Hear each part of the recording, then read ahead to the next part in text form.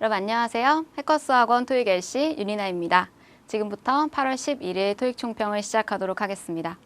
오늘 너무 더운 날씨에 고생 많이 하셨을 텐데 여러분 힘드신 만큼 좋은 결과를 기다려 보도록 하겠습니다. 지금 보시는 토익 영상 이외에도 해커스 토익 사이트에서 더 많은 시험의 자료와 영상을 참고하셔서 활용 많이 하셨으면 좋겠습니다. 자, 오늘 시험의 난이도 설명드리겠습니다. 두 번째 파트는 중중상, 네 번째는 중상상으로 정해보았는데요. 물론 난이도는 사람마다 개인차가 있는 거기 때문에 다 어려웠어요. 2가 더 어려웠어요 하시는 분들도 있겠지만 LC 네 파트 중에서 파트는 이미 난이도가 굉장히 많이 올라가 있는 파트입니다. 오늘도 여러분 물론 어렵다고 느끼신 분들도 많이 있겠지만 2는 항상 이 정도의 난이도로 나오고 있고 오늘 시험은 평소에 비해서 무난하다 이렇게 보였던 시험입니다.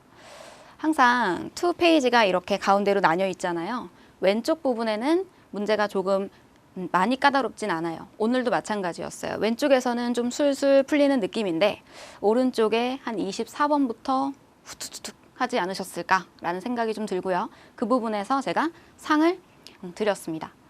네 번째 파트는 마라톤의 마지막 30분의 그 느낌을 상상하시면 되세요. 항상 우리의 집중력과 지구력을 굉장히 많이 요구하는 파트고 또 여러분이 가장 어렵다 하는 따옴표, 의도 파악 문제가 3문제나 들어가 있기 때문에 우리 학생들이 항상 힘들어하는 파트가 바로 네 번째입니다.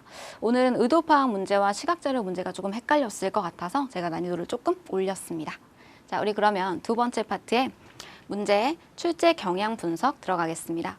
오늘은 WH 의문사가 11문제 있었고 자, 의문사가 없었던 비의문사 11문제 그리고 평서문, 질문이 아닌 점으로 끝나는 평서문이 3문제 있었습니다. 조금 있다가 제가 이따 비의문사 중에서 제안문이 우리가 좀 이런 것도 있어? 라는 생소한 그런 질문이 있었거든요. 그래서 그거 한번 다뤄드릴 거고요. 자, 또 하나는 직접적으로 답이 착하게 나오는 것은 25개 중에 18문제 그리고 답이 간접적으로 우회적으로 등장하는 문제가 7문제 있었습니다. 아무래도 답을 착하게 주는 것보다는 어렵게 우회적으로 이런 것도 답이야? 싶은 것들이 오답이 좀 많이 나오겠죠? 그래서 우리가 이따가 우회적인 답변도 함께 살펴보도록 하겠습니다. 자, 먼저 1번 제안문인데요. 제안문은 야 우리 이렇게 하는 게 어때? 요즘 더우니까 수영장 가는 거 어때? 이런 느낌으로 물어보는 질문입니다. 답은 수락 또는 거절로 해주시면 되고요.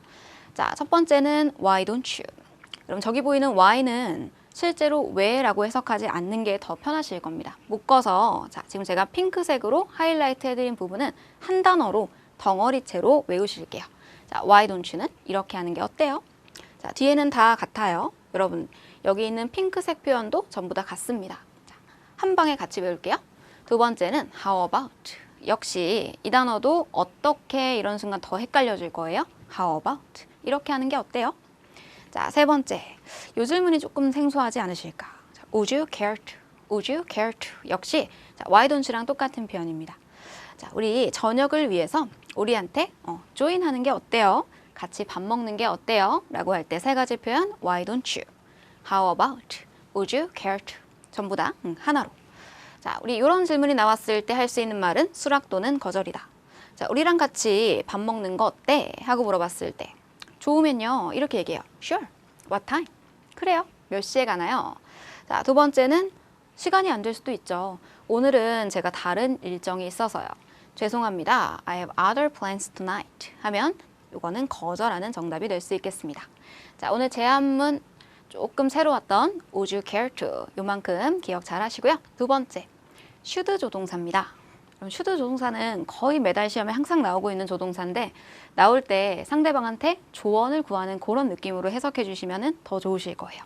나 고민스럽거든. should I 동사하면 내가 동사하는 게 좋을까? 조언 좀 해줘. 내가 동사하는 게 좋을까? 자, 여기 동사 들어오는 거에 따라서 말만 바꾸시면 돼요. 제가 buy, 사는 게 좋을까요? 고민된다. 살까 말까? 살까 말까? 이렇게. 자, order 하면 제가 order, 주문하는 게 좋을까요? 주문할까요? 하지 말까요? lock, 잠그다 라는 동사입니다. 제가 잠그는 게 좋을까요? 조언 구하는 거니까 우리는 답을 둘 중에 하나로 하시면 되겠죠. 사는 게 좋겠다? 사지 않는 게 좋겠다. 잠그는 게 좋겠다? 아니다. 굳이 너가 안 해도 된다. 잠글 필요 없다. 자, 우리 여기다가 의문사만 맨 앞에 하나 추가해 볼게요. 의문사를 맨 앞에 넣으면 의문사 슈다의 동사. 제가 의문사 동사하는 게 좋을까요? 그럼 여기다가 who를 넣으면요. 제가 누구와 동사하는 게 좋을까요? 제가 언제 동사하는 게 좋을까요? 어디에서 동사하는 게 좋을까요? 자, 이런 질문요. 매달 뭐 여러 개씩 나올 수 있습니다. 자, 여기 질문 밑에 Who should I talk to 하면 제가 누구와 이야기하는 게 좋을까요? 라고 해석하시면 돼요. 제가 누구랑 말하는 게 좋을까요? who를 when으로 바꿔서 제가 언제 이야기하는 게 좋을까요? 자, 요거를 how로 바꾸면 제가 어떻게 얘기하는 게 좋을까요? 이런 느낌. 자, 여러분이 한번 영작해 보실게요. 제가 어디에 놓는 것이 좋을까요? 자, 어디 하면 where, 놓다 하면 leave 또는 put 이런 동사 쓰시면 돼요. 어디에 leave, 놓는 게 좋을까요? 자, where should I put? 마찬가지입니다. 어디에 둘까요? 조언 좀 해주세요. 자, 이번에는 제가 언제 방문하는 게 좋을까요? 자, 의문사 when 방문하다 그럼 visit 동사 아시죠? 자, 오늘 하나만 더 할게요. come by. 제가 언제 visit 또는 come by 하는 게 좋을까요? 조언 좀 해주세요. 자, 그럼 should라는 이 조동사의 쓰임 얘기해 드렸어요. 의문사가 없을 때는 제가 동사하는 게 좋을까요? 의문사가 같이 나오면 제가 어디서 언제 동사하는 게 좋을까요? 이렇게. 자, 세 번째입니다. to가 워낙 어렵잖아요. 제가 여러분 좋은 팁을 하나 드릴게요. 질문과 비슷한 소리는 함정이다. 그러니까 고르면 안 된다. to의 속어법 이야기입니다. 자, 1번은 질문에 일부 나온 단어를 그대로 반복하는 함정이 있습니다. 질문 속에 나왔던 단어가 보기 속에 또 나오면 고르지 않는 걸로. 자, 두 번째는 단어는 같은데 뜻이 많은 것들 있죠. 다의어라고 합니다. 한국말도 그렇죠. 어떤 단어가 여러 가지 뜻이 있으니까. 자, 영어에도 똑같은 단어에 다른 의미를 이용해서 함정을 주는 거. 자, 세 번째는 발음이 그냥 좀 비슷한 거. 내용의 관계는 없는데 발음만 비슷한 단어들. 자, 먼저 첫 번째는 일부 단어를 그대로 반복합니다. 자, 질문에서 뭐 했어? 어제 라고 하면 어제 뭐 했는지 물어보는데 It rained yesterday. 어제 비 왔습니다. 자, 정답 아니죠. 왜? yesterday가 또 나오는데 잘 안 들리면 왠지 질문에 나왔던 단어를 또 듣고 이거 같은데 하는 게 우리의 심리거든요. 우리의 심리를 이용해서 출제자가 여러분 틀리게 만들려고 같은 단어를 또 이렇게 써놓습니다. 버리시고. 자, 두 번째는 질문과 같은 단어 다이어. 그럼 address에는 잘 아시는 것처럼 주소라는 뜻도 있지만 또 address에는 연설이라는 명사도 가능합니다. 자, 질문에서는 말씀해 주실 수 있습니까? 당신의 주소를 하고 물어봤습니다. 자, 그러면 대답은 뭐라고 해요? 주소를 말해 주거나 아니면 제가 적겠습니다 라고 하거나. 자, 밑에는요. Yes는 틀리지 않는 것 같은데 I had an address. 주소가 있습니다. 이게 아니죠. 저 연설했습니다. 어디에서? At a conference. 회의에서 address를 했습니다. 자, 그럼 고르면 된다 안 된다? 절대로 고르시면 안 돼요. 100% 오답입니다. 자, 지금 제가 많이 나오고 있는 다이어를 몇 가지 설명드리겠습니다. 그럼 change는 우리 바꾸다라는 동사도 가능하지만 명사로는 잔돈이라는 뜻도 있어요. 남아있는 돈입니다. 자, 두 번째는 fair. 형용사로 공평한. That's not fair. 불공평해. 이렇게 표현하는 거. 근데 얘는요. 행사, 박람회라는 명사도 가능합니다. 자, 세 번째는 balance 하면 균형이죠. 그럼 balance는 은행 관련 단어로는 남아있는 돈, 잔고라는 의미도 하나 알아두세요. 자, 네 번째는 book, 예약하다, 책. 자, 우리 학생들이 하도 토익 열심히 하다 보니까 예약하다를 book 하면 예약하다 이렇게 떠오르더라고요. 책을 또 까먹으시는데 book은 여러분 원래는 우리가 책으로 잘 알고 있었던 단어죠. 자, train은 기차도 있지만 훈련시키다라는 동사가 가능하고요. kind 하면 what kind of, 종류라는 뜻도 있고 또 참 친절하구나 이런 형용사도 가능합니다. 자, to에서 질문에 동사 바꾸다가 나왔을 때 명사 잔돈으로 보기 속에 또 있을 때 고르지 않는 걸로. 자, 세 번째입니다. 그냥 발음만 좀 비슷한 거 있죠. 뭐 일부 발음이 똑같고. 자, replace 하면 바꾸다, 교체하다 라는 동사예요. 자, 우리 아까 배웠던 why don't we 나와 있습니다. 제안하는 표현. 우리 커튼 바꾸는 거 어때? 오래됐나 봐요. 야, 커튼 좀 바꾸는 거 어떠니? 라고 했을 때 그러면 뭐 좋다 싫다 수락 또는 거절해야 되는데 자, 이 사람 뭐라고 해요? 우리는 second place 여기서 2등이란 뜻이에요. 요 place랑 replace랑 절대 답도 아니고 의미 관계도 없고 일부 발음만 똑같아서 나와 있는 함정입니다. 자, 그러면 우리 자주 출제되는 발음 장난 표현 볼게요. 그럼 weather 하면은 날씨 아시죠? weather 스펠링이 좀 달라요. 발음은 똑같은데 인지 아닌지란 뜻이고 inspect 검사하다 보다 자, expect은 기대하다란 동사입니다.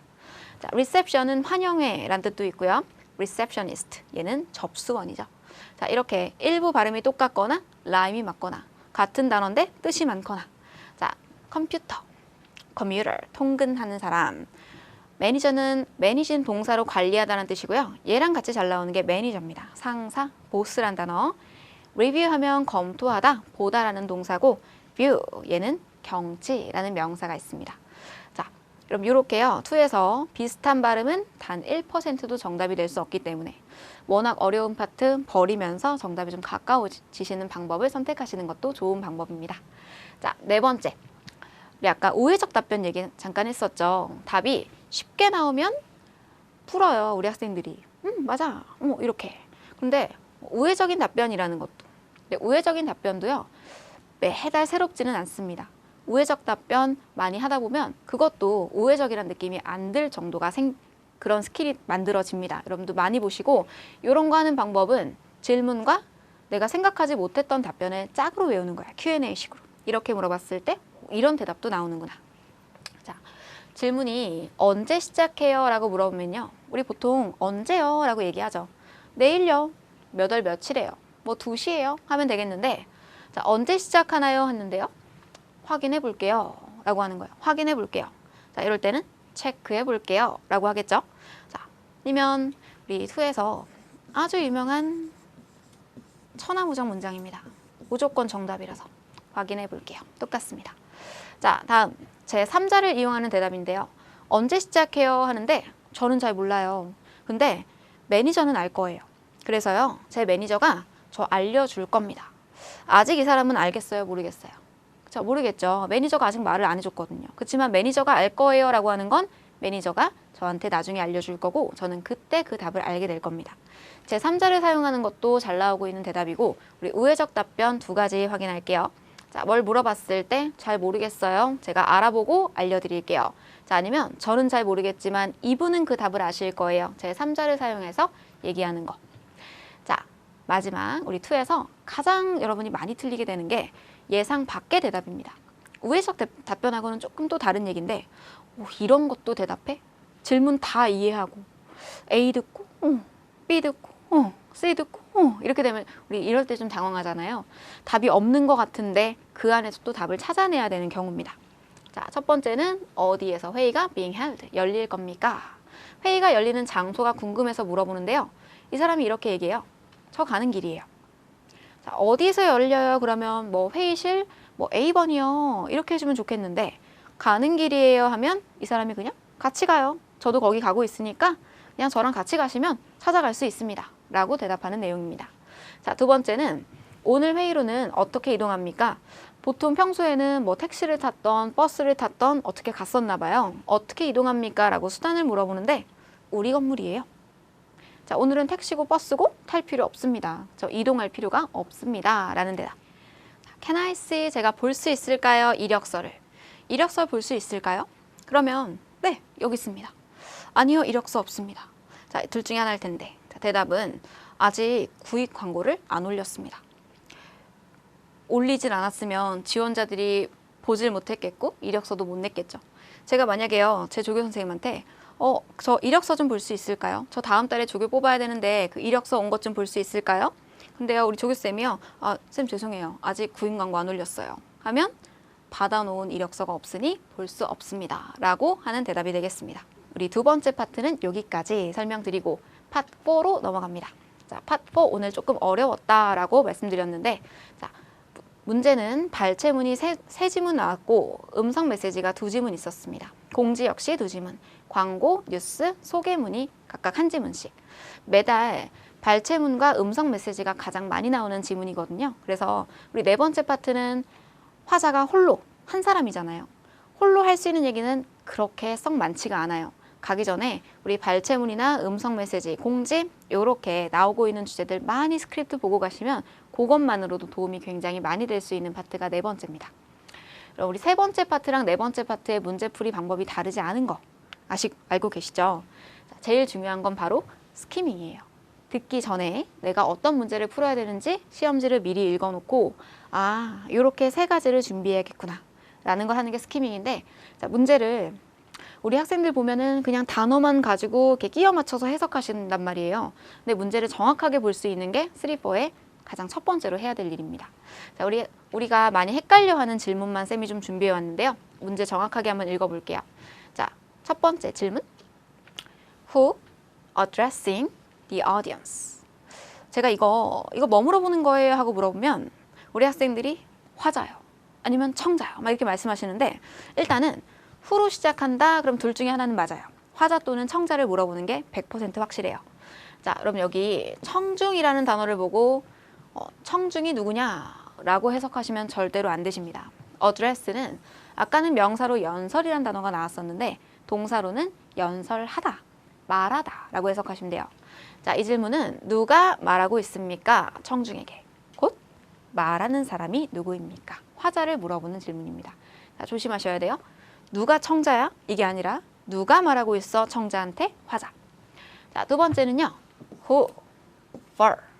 그럼 우리 파트 4에서요. who로 시작해서 for로 끝난다. 이건 무조건 청자 하고 외워주실게요. 누구를 위한 이야기입니까? 그러면 듣는 사람이 누구입니까? 그럼 혹시나 시험장에 갔는데 질문이 또 헷갈려요. 지금 이렇게 외운다고 외웠는데 또 헷갈려요. 그러면 이때는 보기를 한번 봐보세요. 보기에 전부 다 뭐가 붙어 있느냐?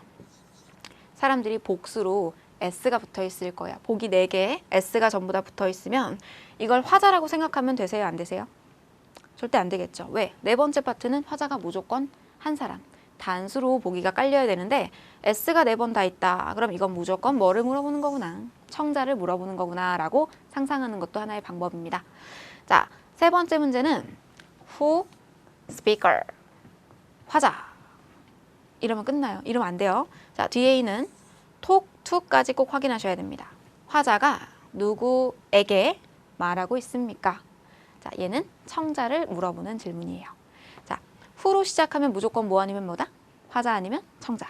자, who addressing 나오면 누가 말하고 있냐? 화자. 자, who for 누구를 위한 이야기냐? 청자. 자, who speaker talking to 스피커가 누구에게 말하고 있냐라는 건 청자. 자, 이렇게 문제를 정확하게 읽을 수 있어야지 듣기가 준비가 된 사람이다 라고 하는 거예요. 우리 3-4는 문제 정확하게 못 읽겠다. 그럼 답지 꼭 확인해서 내가 이 문제를 어떻게 읽어야 되는지 확인 꼭 하시면서 공부하셨으면 좋겠습니다. 자, 두 번째는 우리 학생들 제일 싫어하는 따옴표 문제. 자, 그럼 한번 제가 이렇게 문장을 갖고 와봤는데 이 얘기를 왜 하는 걸까요? 한번 생각해 보세요. 이 따옴표 문제는 바로 분위기 파악입니다. 처음부터 해석을 다 끌어와야 되기 때문에 어렵다라고 할 수밖에 없는데, 자, 핸드아웃 여분 없습니다. 약간 좀 매정해 보일 수 있죠. 핸드아웃 여분 없습니다. 자, 왜 이렇게 얘기하는 걸까? 첫 번째, 없으니까 복사해 오세요. 자, 두 번째, 없으니까 잘 챙겨 오세요. 둘 다 가능하겠어요. 그렇죠? 어떤 상황이냐에 따라서. 자, 이런 얘기가 앞에 들렸다면 안녕하세요. 엘시쌤 윤이나입니다. 오늘 나눠드린 핸드아웃은 이번 주 수업 시간에 쭉 사용할 교재니까요. 다음 시간에도 꼭 준비해 주세요. 자, 그러면 복사해오란 얘기가 아니라 다음 시간에도 이 핸드아웃을 잘 챙겨오세요. 핸드아웃 여분 없으니까요. 자, 이해되시나요? 그러면 다음 문제. 책은 교실 뒤에 사물함 위에 있습니다. 라는 말을 왜 했을까? 사물함 위에요. 그 저쪽 뒤에 사물함 위에 책이 있습니다. 자, 귀찮아서 좀 갖다 주세요. 저 뒤에 있으니까 좀 갖다 주세요. 이런 건지 아니면 책을 사라 라는 이야기인지. 자, 역시 분위기 파악이 필요한데 이런 얘기가 들립니다. 자, 잠시 후 윤아 선생님의 저자 사인회를 시작하겠습니다. 최근 선생님이 토익의 기술이라는 책을 출판하셨는데요. 자, 단연간의 강의 경력을 바탕으로 만들어진 책입니다. 토익커들한테 큰 도움이 될 겁니다. 그리고 책은 저쪽 뒤에 있는 사물함 위에 있습니다. 자, 이 얘기는 책을 갖다 달라는 얘기가 아니라 책이 좋습니다. 보고 구매하세요. 라는 이야기입니다. 자, 그럼 의도 파악 문제는요. 딱 한 문장만 들어가지고는 정답이 절대 나오지 않습니다. 바로 이 따옴표 문장 앞에 있는 내용을 이렇게 파악을 해주셔야 되는데 3에서는 지금 2문제, 그리고 네 번째 파트에서는 총 3문제가 등장을 하고 있어요. LC에서 가장 어려운 5문제라고 볼 수 있기 때문에 자, 처음부터 해서 끌어오되 자, 이 문장 듣고 바로 다음 문장까지 들었는데